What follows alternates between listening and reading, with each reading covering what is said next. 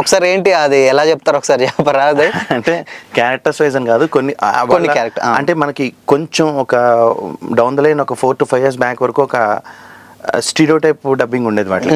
అంటే మాట్లాడుతుంటే ఈ బాండ్ ఏంటి ఇక్కడ ఉన్నాడు, ఈ బాండ్ ఇంతే, అతి నిద్రలో ఉన్నాడు, తెలివైన మూర్ఖుడు, చెప్పింది ఒక్కసారి కూడా చేయడం, ఇలా ఉంటుంది.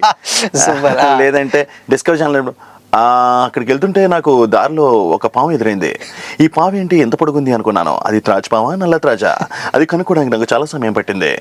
ఇలాగ ఒక డిఫరెంట్ స్లాంగ్స్ లో చెప్పడం, అంటే ఆ మోడలింగ్ వాళ్ళ బాడీ లాంగ్వేజ్ తగ్గట్టు చెప్పడం. వాళ్ళు ఇంగ్లీష్ లో చాలా ఫాస్ట్ ప్రొనౌన్స్ చేస్తారు. అవును, వాళ్ళు తెలుగు మాట్లాడతాయి. స్టీరియో టైప్ కాదు కానీ వాళ్ళు అప్పుడు ఏంటంటే నేచురాలిటీ కోసం ఇలా చెప్పించేవారు.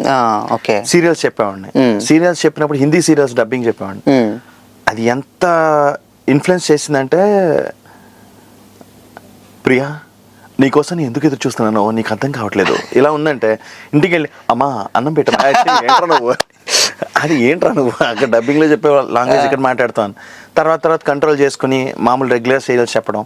ఎప్పుడైతే మూవీస్లో కొంచెం బిజీ అయ్యానో సీరియల్స్ కొంచెం తగ్గాయి అనమాట. ఓకే, అంటే ఇక్కడ బిజీ అవుతున్నాం అంటే అక్కడ కొంచెం టైం కేటాయించలేం కదా. అలా చేసుకుంటూ ఈ 15 నెలల నుంచి నేను ఆకాశ్ మెహ, కొంతమందికి ఫిక్స్డ్గా నేను చెప్తా డబ్బింగ్.